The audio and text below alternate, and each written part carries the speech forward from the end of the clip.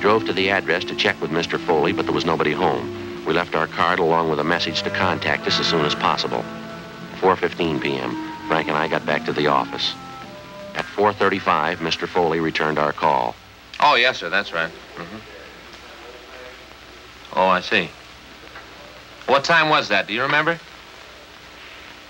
Uh-huh. Well, all right, Mr. Foley, thanks very much. Yeah, we may be contacting you later. Right. Thanks a lot. Goodbye. Yeah? I thought this was starting out too easy. What'd he say? Apparently, this Arthur Singer's telling us the truth. Mr. Foley says he did have a little scrape with the bakery truck last night. He described Singer as the driver of the truck. How about the location? Foley pretty sure about that, is he? Grandview and West 7th.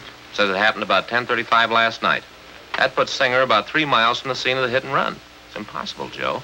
If this Mr. Foley's right, Singer couldn't have done it. Wasn't anywhere near the accident. I thought sure he was it, didn't you? Well, we can drive out and double-check it with Foley. I can't think of any reason why I should lie about it, can you? I get it. Accident investigation Friday. Oh, yeah, Ted. Where? Yeah.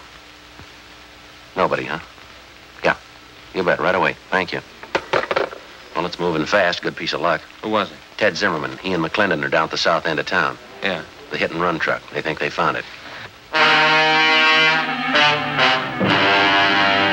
4:28 p.m. Frank and I left the office and drove to the south end of the city where we met with Sergeants Zimmerman and McClendon, a block from where the tan panel bakery truck had been located.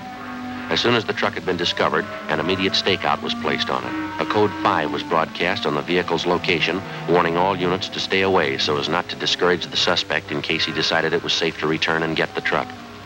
Frank and I drove down the side street where the truck was parked and got a good look at the front end of it.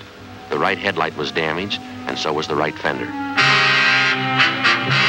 While Zimmerman and McClendon remained on stakeout, Frank and I contacted the Nielsen Bakery people again, gave them the number of the truck, and they traced down the driver's name for us. He was listed as Daniel Miller. He'd been employed by the bakery for the past 3 years, and he had a good record. 5:30 p.m. We checked at his home address, but his wife told us he wasn't there. She said that besides driving a truck for the bakery, he also had a part-time job at night. He worked as a counterman at a small coffee shop on Wilshire Boulevard. We drove out to the coffee shop and interviewed him on the job. No, I'm sorry. I don't know where the truck is. I wish I did. What happened, Miller? Was it stolen? No, not exactly. A fella comes in here quite a bit. His name's Paul. He's a good customer. He borrowed the truck from me last night. Said he'd only be gone an hour, and I haven't seen him since. Where does this man live, this friend of yours, Paul? Well, to tell the truth, I don't know. He's a good customer. He comes in quite a bit at night when I'm working. I've got to know him pretty well. He asked to borrow the truck for an hour. Didn't think much about it. I let him have it, and I haven't seen him since. Is anything wrong? What's this Paul's last name, do you know? No, I guess I don't. Never thought to ask, as a matter of fact. Guess I never had any reason to. About what time was it last night when you loaned him the truck? A little after 8 o'clock, I think it was.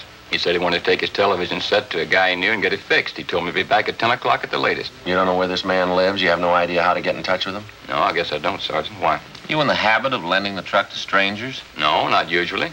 What's your beef anyway? What's it all about? What are your hours here at the coffee shop, Miller? When do you check in for work and when do you leave? I check in at 7 o'clock. I go straight 5 hours to midnight. That's when we close up at midnight. You worked that shift last night, did you? 7 p.m. straight through to midnight? That's right. Monday through Saturday, 6 days a week. That's the schedule. Just a part-time job for me, you know. Extra dough. My regular job's driving the truck for the bakery. I see. Was anyone around last night when your friend Paul came in to borrow the truck?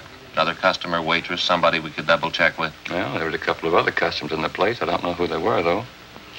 Why do you have to double-check anyway? I haven't done anything. I loaned Paul the truck, that's all. Have you got any way at all of proving you were here from 7 to 12 last night? Well, there must have been some customers you waited on, you remember? Sure, at least half a dozen. They'll tell you I was here. We'd like to have the names and addresses, if you don't mind, Miller. Yeah. Excuse me a second. I gotta wait on a customer. Sure, go ahead. Hi, Danny. Missed you last night. Hi, Fred. What'll you have? Oh, some coffee and a raisin pie. How's it going? Pretty good. Pretty good. Yeah, man, the missus dropped by after the show last night looking for you. That's so? Yeah. About 10:30. Where were you, Dan?